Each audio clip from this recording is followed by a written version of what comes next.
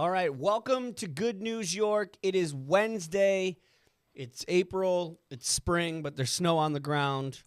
But we're not going to talk about that. That's not good news. This is good news. I'm Mike Brindisi, my producer, Danny Tripodi in the house. Matt is off giving to charity and doing push-ups. So I am lucky enough to say I am here with the great Joe Dougherty, one of our clients at Growth Mode Content. But more importantly, a friend of ours, a friend of the show. Joe, welcome. Good morning. Happy to be here. Thanks. I'd shake your hand. I love it. I can't reach that far. I'm so glad you're here. We don't want to talk about the snow this morning, but... No, we're not. Okay. We're not, because it's Good News York. Well, here's the thing. I like snow, right? I mean, people that friends and family that I know down south, they don't understand why I enjoy the snow. And I tell them I love seasonal changes. I love the snow around the holidays. The only problem I have is when you get past New Year's, you get into February and March, I'm done. Now it's good. Now we're good. Yep. And the problem I have is that they tease us with warm weather, and then we go back to snow. Let's just have it one way or the other. Well, that's kind of what I was going to say. How would we know how beautiful it's going to be in the summer in central New York if we didn't have these little days? We're battle tested. Yeah, one of my favorite quotes is, you can't appreciate the light till you've been in the dark. You can't appreciate the good weather till you've been in the hideous cold. It's yin and yang. It's yin and yang. Listen, you are here, Joe Dougherty, mortgage team or cross country mortgage. Yep. Same thing. Yeah. So you are a mortgage broker, but you also, would you consider yourself a realtor as well? Nope. I mean, I cater to realtors. So basically, I'm the money guy. Okay. Realtors take interest in people looking to buy homes, and I'm part of that team. I mean, I've been doing this for over 20 years, and we have a pretty good playbook my team does on, making sure we work hand in hand with realtors.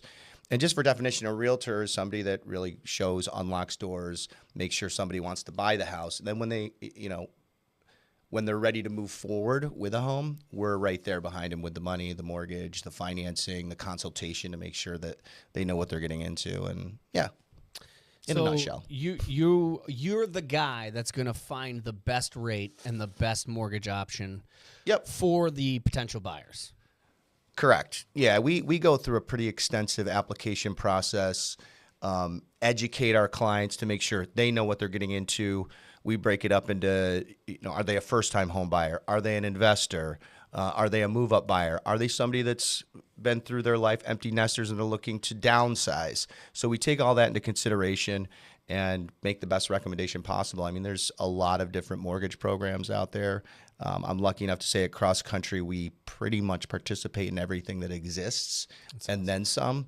Really great company. In fact, the #1 retail lender in the country right now. We have the most top 1% loan officers in the country. So we're like really, really love what we do, and it shows in our numbers and how many people we help. I mean, I'm blessed to say that I've helped at least 6,000 people get their first homes in my career, and it's pretty rewarding. A little stressful. It's very stressful. If you've ever bought a house. I've bought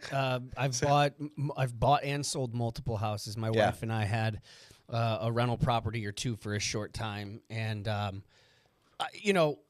there's obviously a way to train and learn and go to school for this kind of stuff. Then there's also the guerrilla way, which is my way. I just learned by doing it. Yep. Did you what kind of training did you go through, if any at all, and how do you interesting kind of learn all that stuff? Very interesting. A lot of it. I always tell people that I train in loan officers. I've trained some loan officers that have gone off to be top producers, so I really love doing that as well. And interestingly, and this is talked about a lot, they don't really teach a lot in school or in the secondary education system about how to actually take financial responsibility in your life, how to get a mortgage. There's no class on it. So when I'm getting borrowers, especially first-time home borrowers, they're like, "So is this like getting a credit card?" I just got a car, so I know what this is about. Yeah, like, no, you don't. It's a whole different thing. So we have to really educate everybody that gets into it. And so there is no real formal training. I mean, there's a couple of companies out there that take you through like an online training program, but most of what you learn, you have to go under somebody that's done it for a while and have a mentor and shadow them and to understand how to do it. I always say it takes about a year to really wrap your brain around how the whole real estate transaction cycle works. You know, you have the realtor component. In New York, of course, there's more red tape. In Good News York, there's more. Nice. I like which that. is consumer advocates to protect people, but there's more players involved in a real estate transaction. We're considered an attorney state, so you'll typically have an attorney when you're buying. But to go back to your question on, you know, how did I get into it? I started as a financial advisor. Funny story, like when I had my first son, Aiden, and ironically, he's getting into the business now. He's 26. There you go. I tried to tell him, no, do something else. Don't do it. But it's going to be great.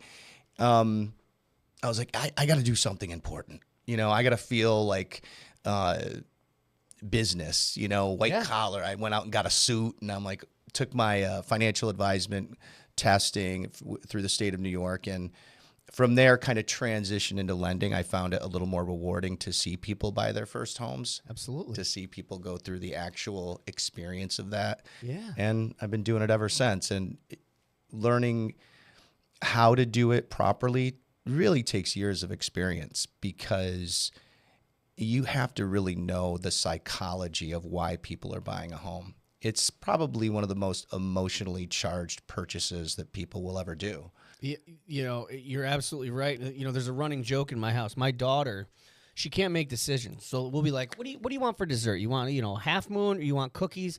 And we joke, she acts like she has to buy she's buying a house. She can't decide, because that really is the metric for, you know, when you think of big decisions to make. Yep. That's one of them. Sure. Before I go on, continue on this, I want to just circle back real quick to what you said about school. That is, you know, you said there's no training in school for this kind of stuff. I have been such an advocate for, you know, there's a lot of jokes on the internet of like, you know, while we were square dancing in PE class, you know, we should have been basically learning how to do our taxes, learning how to deal with mortgages. This stuff, I mean, don't you feel like that is something that could and should be woven into the public education system? I've been speaking on this for 20 years. Yeah. You know, and my kids seeing them go through school. And like you said, they're square dancing. They're doing the parachute game. Teach them how They're to... like, hey, we don't know what to do today. Let's put them in dodgeball, which I do. Well, dodgeball. I agree with dodgeball. They have to keep. But I actually went to the school where I went to in Weedsport, and I talked to the business teacher. You know, they have those electives in school. Yeah. They don't really put a lot of emphasis on the business classes. No. It's like, hey, this is a half year. Sure. And the guy's like, well, this is... and I was like, hey, you want me to come in and do some guest speaking on, you know, for the kids to get their finances in order, their ducks in a row to be able to become a homeowner, just so it's not that they should start buying homes fresh out of high school, but no, but they should know. Gives them an idea of what their parents went through if they own a home, if, you know, or how to jump. And they were just had no interest. They're like, no, we don't want to do that. And it blows my mind because no idea why. You know, a lot of the times the things that we learn, some of the things that we learn in public school, it's great. It's all relative, but you don't use 70% of it, you know, most of the time. I don't understand why we wouldn't have, you know, more emphasis on economics, mortgages, you know, learning how to balance your finances, doing your taxes. I always rave about media literacy. That's a whole separate topic. You know, all the problem with misinformation and disinformation. We really need to catch people up on that. They cross paths. They absolutely do. Because now, like to your point with the economics, it's like a big media craze. Everyone's talking about tariffs, and everyone's a specialist now. All of a sudden. And as you can imagine, that's very frustrating for somebody like me. I would imagine. Yeah, can read through the red tape, look at everything, and it's, you know, people You're like, are that's not how it works. Exactly. But if they learned in high school, had some of these fundamentals. Well, and that's the thing. You can't even get really mad at them, because it's a lot of times it's not their fault. It's like you don't know because you were never taught. Yeah, or exactly. You read one article and now you're... Yep. And I have my son all the time. I have a teenager as well. He comes up to me, Liam. He's like showing me some TikTok realtor investment scheme that some kid's selling, you know, an info product on or creating his ClickFunnels. I'm like, no, dude. That's bullshit. Yes. That's what we call in the business That's bullshit. BS. But back to what we were saying, if I can remember. You're talking about helping so many people, and you and I know each other a bit now, and you have such a good heart, and I do too, almost to a fault. And there is that element. I think. Would you say that maybe that's probably the crux of why you're doing it and why you're still doing it? Because there's a lot of work to be done. There's a lot of research, a lot of bullshit to go through. But is the payoff really when you see somebody get what they need and what they want? Most days. Yeah. I mean, obviously there's challenging days where, Of course. and on top of all that, the industry changes quite a bit. Sure. As the economy changes, the mortgage securities changes, which all goes and bleeds down to the consumer. Mm-hmm. Learning the psychologies of people can put a lot of pressure. All in all, I really love what I do. Absolutely. And I'll give you a couple examples why. Please. I'm able to, like most recently, help a refugee buy their first house who went through immigration, worked very hard, saved their money. And when you look at those instances in those families and you're at the closing table and you hand them the keys to their house, it's like you're seeing in real time the American dream come true. 100%. And it's just like very emotional. And they're more appreciative than anything you could ever imagine. I do a lot of mortgage rescuing as well, where people have been turned down by multiple banks. And then finally a realtor's like, we have a pretty good reputation, if we can't do it, nobody can kind of Right. thing. And unfortunately,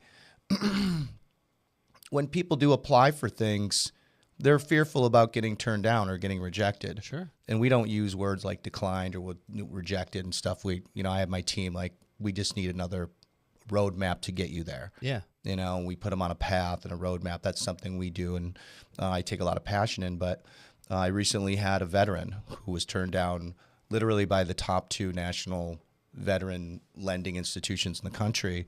And I took a look at it, and it was a little bit of a Hail Mary, but I was able to find a way to get it done, and we just closed last week. And he was like, brother, you just changed my whole family's life, relocating here. And he's actually using the GI Bill to go to school at SU, and he's going to be a doctor. It's an incredible story.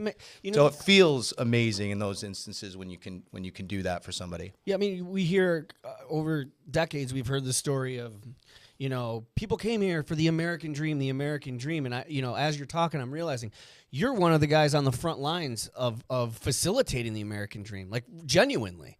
Yeah. And that's special, man. I appreciate that. Yeah. No, I mean it.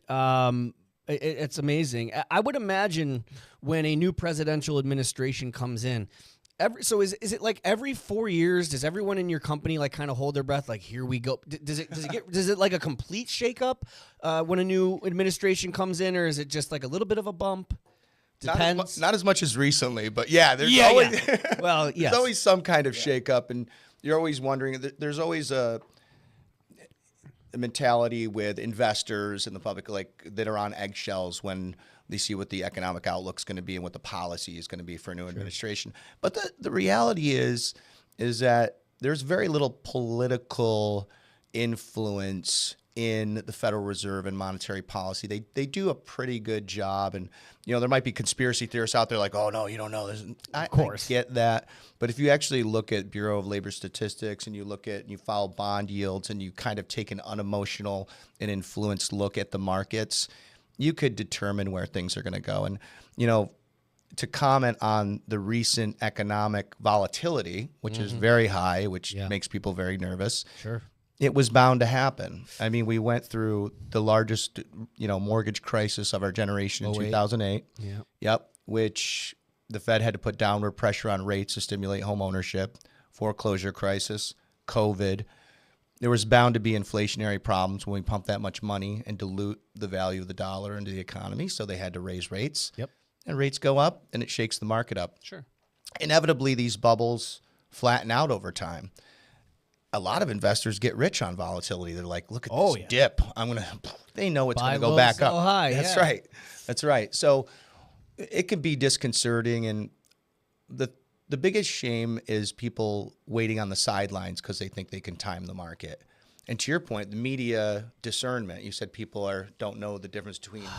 It just, there's so much basic propaganda and misinformation and disinformation. And again, I go back to saying you want to get mad at these people for falling for all of this stuff, but we don't have media literacy woven into public education to be able to spot those kind of things. But it's actually getting even harder now with AI. I mean, AI is not just thoughts anymore. They're creating AI. Image videos. It's unbelievable. It's ridiculous. Like, I preach about not, misinformation and disinformation. I'm falling for the shit half the time too. I find myself doom scrolling on these AI stuff, and I'm like, how? Yeah, like, it's bizarre. It's unbelievable. But yeah, and people think now that they understand how the market works, and because they saw a couple TikTok videos, and that's frustrating. Yeah. And you look at the kids, and I often wonder, how much of this is going to teach them how to have better? Are they going to be like positive way to spin it? Yeah. Are they going to be like, because they're in the thick of it, that they're going to have better discernment? I think it's gonna force us all to really take the time to look into what we're viewing and what we're reading and really. It's going to take someone to get burned really bad financially. Yeah. To apply it to this. Yeah. Before they go, maybe I should stop taking advice from mortgage people on TikTok. Right. I should call Joe Dougherty. Yeah. Speaking of Joe Dougherty mortgage and Joe Dougherty mortgage team. Yep. And cross country mortgage. Yeah. Yeah. What sets cross country mortgage apart in terms of like your customer service and your loan options? Like what I want to come to there, there's dozens of your types of companies. Why am I coming to you? I mean, I know why. I love you, but for the regular person, what kind of sets you apart? What's your process? I think that's a great question. Thank you for letting me answer that question. So well, I'm not going to let you. Moving on. No. Time's up. So setting ourselves apart is we take a really highly consultative approach to it, and we take somebody buying a home as a big investment in their life, which it is most of the time. So we teach our customers through education. We'll do like side-by-side analysis. We make sure that they feel very comfortable moving forward with big decisions. It's a very fast market right now. So in the instance of first-time home buyers, our borrowers don't just come in, fill out an application. We're like, okay, here you go. You're approved up to this. Good luck. We take them through a whole set of coaching to make sure they know what they're getting into. We then work with the realtor to help co-pilot the whole situation for them. It's very hand-holding, so that sets us apart. Cross-country mortgage nationally is a really pro-business, which bleeds down to the customer, highly qualified loan officer situation. The owner of our company, Ron, it was a loan officer. So everything that he does takes the client approach to our business. And so when you look at everything that we have, and we have competitors that have similar products, and there's some right in our community that do a great job that I love. With Cross Country Mortgage, the reason I put my license with them is that I feel like we just go a little bit above and beyond when it comes to that service piece of it, educating our clients, making sure we're putting the right programs, first-time homebuyer programs, everything in place to make our customers feel comfortable moving forward with buying a home. That's ultimately what they want to do. It's hard to do, and we don't kind of gloss over it. I love that, man. Does that make sense? Yeah, it makes complete sense, because I was going to ask, how do you and your team simplify the mortgage process for first-time home buyers? And you just answered it. And I think that the hand-holding thing, that can, when you hear about having, hand-holding, you think of it as a negative kind of phrase. I think in this business and in your situation, that's important, especially for first-time home buyers. Yep. So I love that you put so much emphasis on the customer. People say that all the time. Well, the customer comes first, but they don't really practice it. They just preach it. And, I love what you said about, how one of the guys, would you say the owner was a loan officer? Yeah. Yeah. Yep. That really resonates with me, because when I was doing radio back in the day, I noticed that a lot of GMs of radio stations were also former on-air, but also former salespeople, because they got because a lot of companies want somebody who can see both sides, because those are the two sides of that industry. It's crucial. It's crucial. Yeah. So to have the owner not just be the owner, but somebody Yeah. who comes from that side of it, I mean, that's got to play a huge role. It plays an enormous role. And in the case of the mortgage industry, I would say probably less than half of the mortgage lenders out there, the guy at the top of the org chart has probably never originated a loan in his life. Oh my God. So that's why you have so much differences in how scary. smooth a transaction goes. So, and particularly in the greater Syracuse area, where we have attorneys, Yeah. you know, if somebody comes into town, and realtors will definitely, you know, see this a mile away and be like, please go with a local lender. If you don't know the players involved, you can't quarterback the situation. So if somebody comes in with a pre-approval from East Wichita Federal Credit Union, they're basically going to look at this and say, this is only as good as the paper it's written on. Right. You know, so you got to have that expertise, particularly in this area. It takes a certain amount of expertise to do it. But yeah, it's amazing to see people run companies that actually don't have the experience on the front lines of dealing with customers. And that's what you want. And that's one of the reasons cross country is doing extremely well. I mean, we're growing where other mortgage companies are having terrible years. And that's not something, you know, the everyday buyer can know ahead of time. You know, you just go by what you hear and see. You might not know that I'm dealing with someone that doesn't actually have a ton of experience in this certain aspect of it. So, Sure. I got to ask, are there any unique kind of loan programs or services that you offer that clients might not be aware of? Yeah. One thing that's really popular right now is, and in order to describe what this is, I'll have to kind of give you an example of a situation. So in this particular market, there's low inventory. And that means a highly desirable house has multiple offers from multiple buyers. And the competition amongst those buyers is crucial for the seller making a decision. It's not just price, it's loan type, how much they're putting down. They get all that information on a purchase offer. Now, add to the fact if they have a contingency. In other words, say you're coming to buy my house, but in order to do so, you have to sell your house to qualify because you need the money from that house, et cetera. Yep. We will do a bridge loan, which will give you the money out of that house so that you can put it down and not have a contingency on the sale of your house. That's huge. Because if I'm selling you my house, I'm like, man, I got to wait for his house to sell in order for him to buy my house. I can't do that. That's So the stressful part. Yeah. For people. That was a stressful part for my wife Yeah. and I. The whole like, well, we can't do this until we sell this, but how do we, yeah. you know, it's Yeah. hard to navigate that. Yep. So that's really useful in this particular market right now where it's fast. If you want to be a buyer and you want to win in this market, you know, I'm talking and coaching borrowers all the time. We're going to win, and this is how. We're going to set you up with the best approval that you can have. We're going to make sure you don't have contingencies. It's going to feel really nervous, but if you want this, how bad do you want it, and you want to win, we're going to help you win. You know, and it really is a competitive market where in years past it would be you could underbid and try, and none of that right now. I mean, every house pretty much is going for what it's listed for or more. In this market, or you mean in general? In this particular market, yeah. You know, when rates go up, people sit on their interest rates that were better, you know, which I can agree or disagree with. I mean, waiting on the sidelines to move on with your life due to market conditions, I always think is generally a bad idea because you would have been building equity in your next house where you want to be. That's probably a topic for another, you know, podcast. But to win, to remove those contingencies is extremely important. The other thing we have is an enhanced approval called a cash plus guarantee.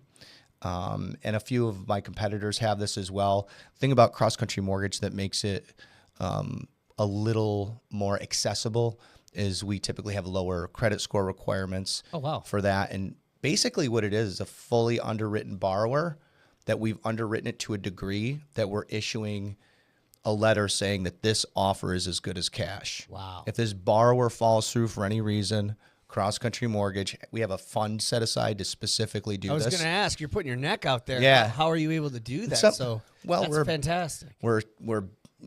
We do a lot of servicing too. We service a lot of our own loans. So when a borrower closes with us, they can come back to me and say, I have a question on my taxes or escrow.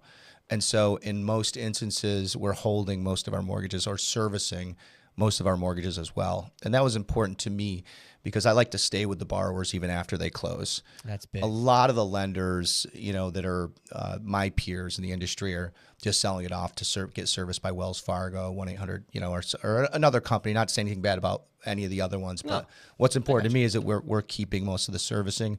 And yeah, we actually set a fund aside for these cash plus guarantees, whereas a lot of the companies are just kind of, so we have that financial solidarity, that's which big. is important. Yeah. That goes right back to earlier when I asked, what sets you guys apart. That's huge. Yeah. And there's no worse feeling as a buyer than when you make probably the biggest, one of the biggest purchases of your life up to that point, and maybe even after, and then it's like you're there. And they're nowhere to be. Now you're alone. It's like the first day after the hospital when you have your kid and all the nurses are helping you. Anything you need, you beep the button. Then you go home with your first child and you're like, oh, what do we do? It kind of feels that way with a house, And then some companies, some brokers would just, okay, we're done here. I like that you're still there for them. That's now, sweet.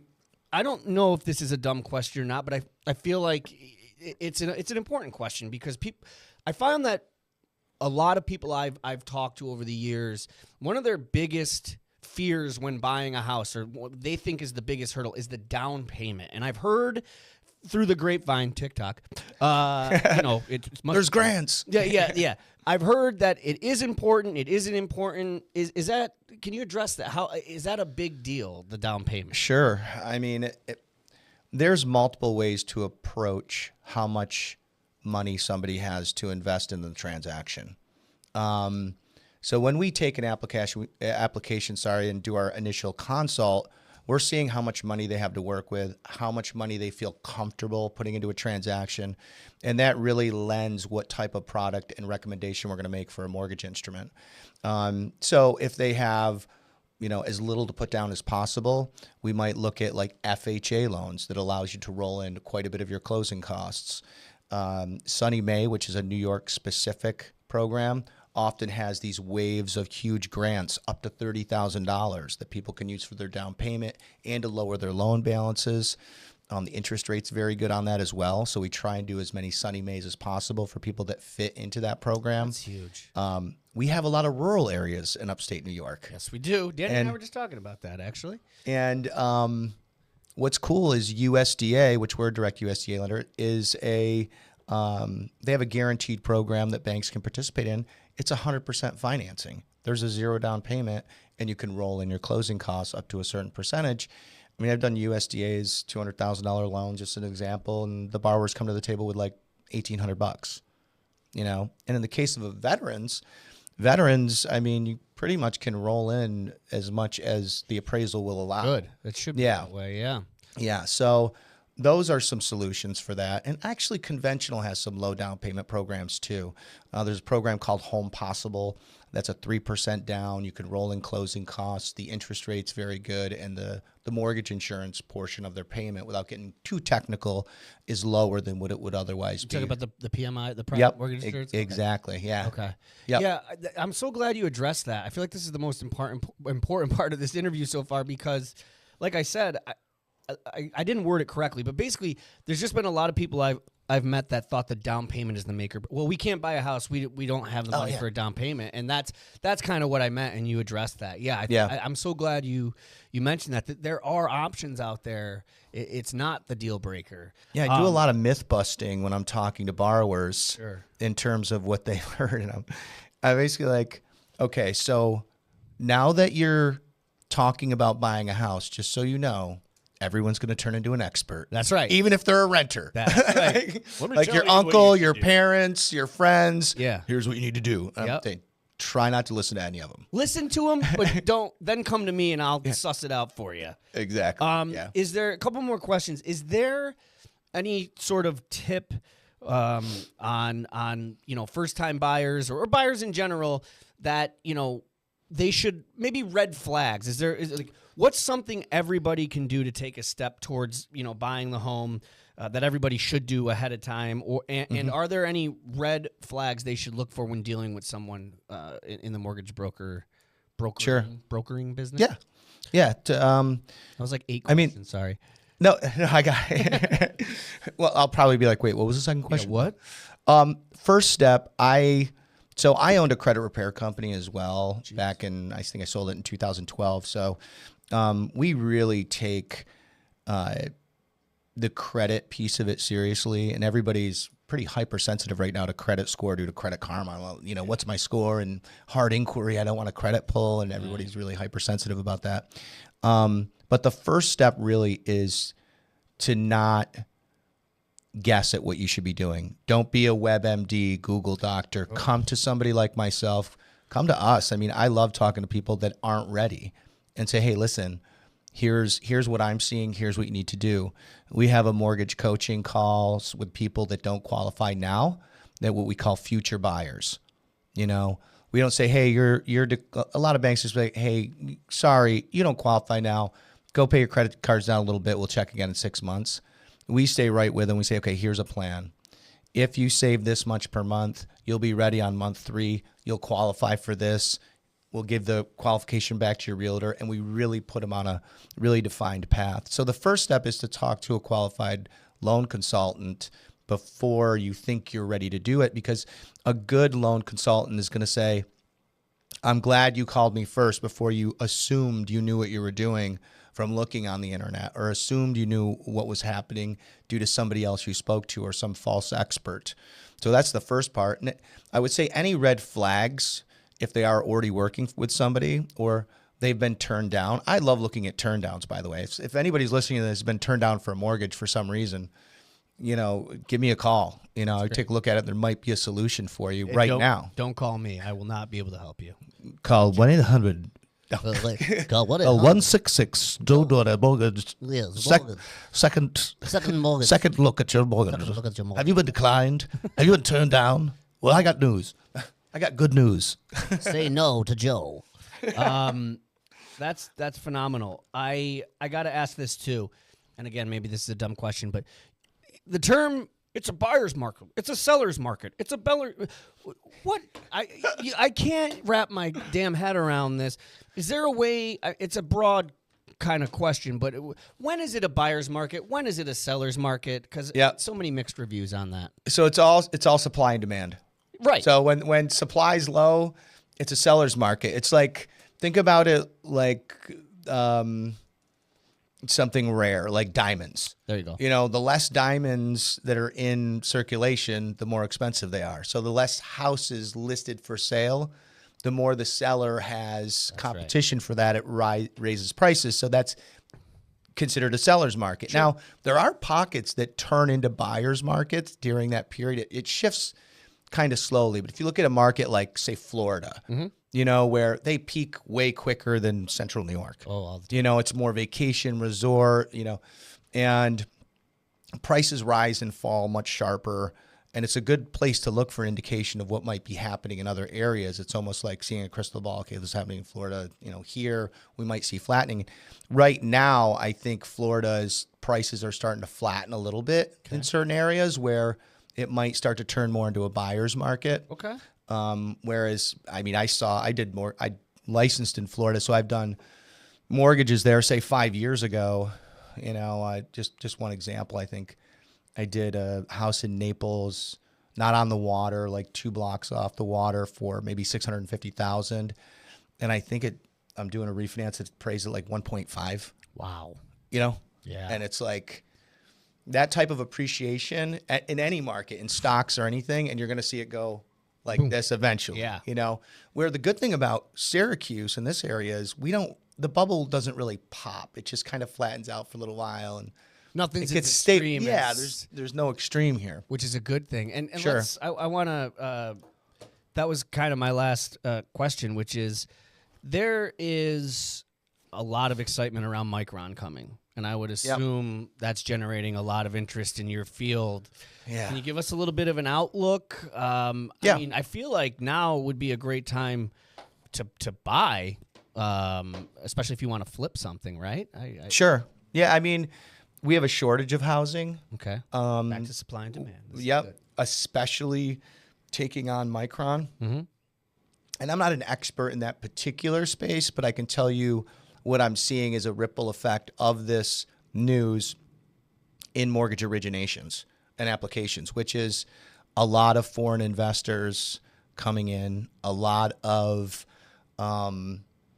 people looking to invest here to be landlords because they know that there's a shortage of housing, and these people, the workers and the boon to the economy is going to drive more population growth. Oh, yeah. Which, by the way, interestingly enough, we're a member of Center State CEO, which is an excellent resource to find out a lot about what's going on locally in the economy.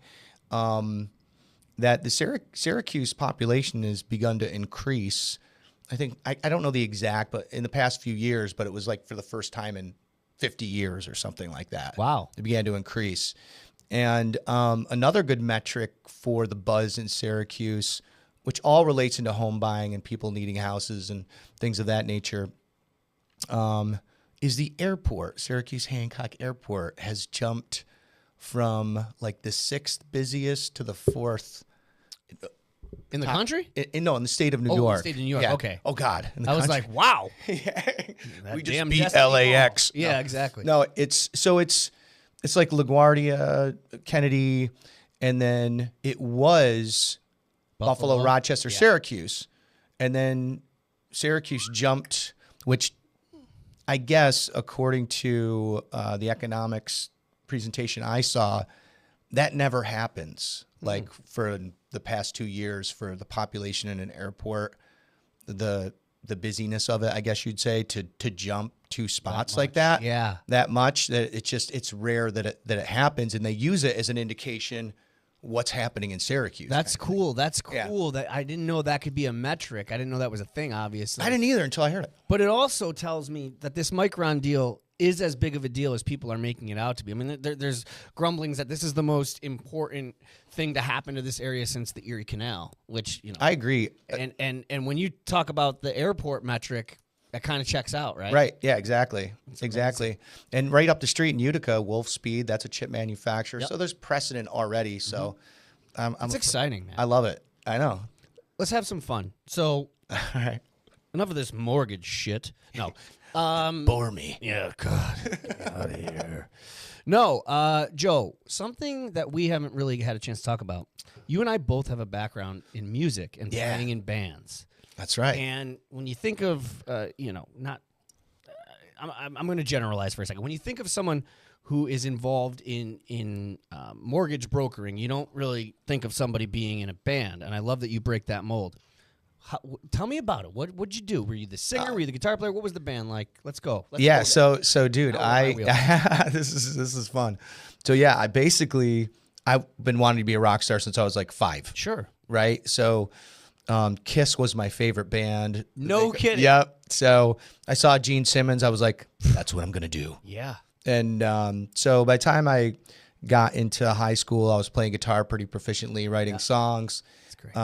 After high school, I tried college for like a half year, dropped out, wrote 4 songs, printed tapes, sold them on the street, moved in. You and I pretty much did the same thing. Keep going. I'm just blown away. Moved into an area actually where my bass player was going to school, which was a 5 college area in Massachusetts. Mm-hmm.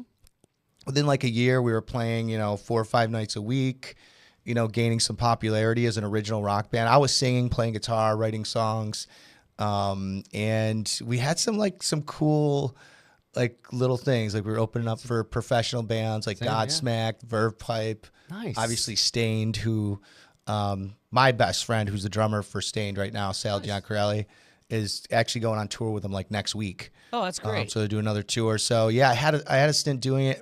Now I still play. Like I have guitars around my house. I write some folk, but it's always there. Yeah, it's always there, and we had some like band drama. You know how that goes, right? Of course. You fight with your band. People used to say to me all the time, we would play shows, and you'd get the friend or the person to go, man, it's got to be like you're living the dream, and I'm like, living the dream. I'm like, do you know how much? I'm like, when we're on stage, that's the payoff. Yep. Everything that goes on before you get on stage and after with booking and money, and I think the number one thing, the hardest part about being in a band or being in the music industry is managing 4, 5, 6 other personalities because you all have to be on the same page. Yep. And everybody's got different responsibilities, different lives, different likes, different interests. And to keep everybody together, especially the older you get, it's fucking, it's hard, man. Yeah, when you're young, it's everybody does have big personalities because you're a musician. You got to that point. I mean, for me, it like saved me from like the high school blues. Same. You know what I mean? I'm like, I'm in my room. I was like rebel without a clue. Yeah. I'm like, this'll make me look great in front of the girls. Girls are gonna love me. I'm going. They're to the gonna party. love me. I'm going to the bonfire tonight, and I'm gonna play Wonderwall. Yeah. No, I get it. It was.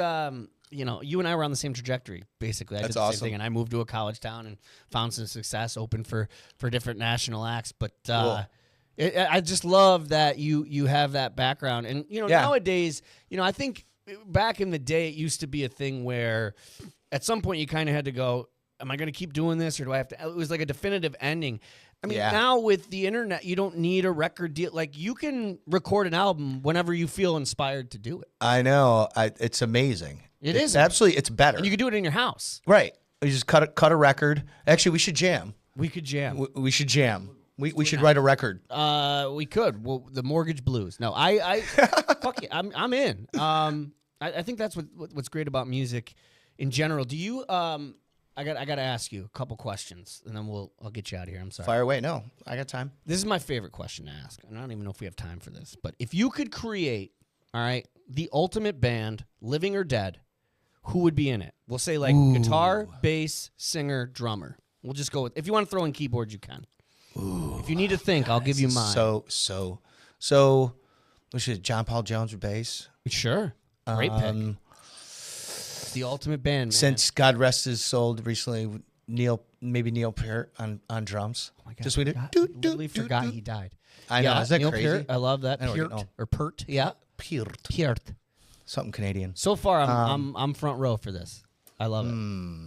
So you got drums, you got bass. Need guitar. Yeah. Need some guitar. And remember, it doesn't always have to be the best. Right, I hate right. that. It's so hard to pick the best. But your favorite? Something weird. Or something that they had that they brought to the table at stage? Yeah, it's hard being a musician because you always want to pick the technical. But of course. Not really. So I would say like Stevie Ray Vaughan on guitar. Add some blues because you got that 60s vibe. Flavor. Then you got that Canadian 80s, that Rush 70s, 80s rock. And then singer. This is tough. This is really tough. I mean, because it kind of ruins my question, but it's like, well, what kind of style are we doing? I'm not going to pick so-and-so if I'm doing this. Need somebody that could do anything. That's it. Let's just say Freddie Mercury. Great pick. Dude, Dougherty, that's a great band. John Paul Jones. All deceased. Neil Peart. Yeah, that's going to be a boring That's kind of what I went for. I went with it's going to be like, wow, they're just laying here. They're not really dead. No, I know. But for me, I'll give you mine real quick. I want Carter Buford on the drums from the Dave Matthews Band. Oh, God. Bass, I've got Victor Wooten. He played in Bella Fleck. He's very underrated. He's insane. Guitar, I want to put Gilmore from Floyd, but just to go, we got to factor in live. A little sleepy. I'm going Slash.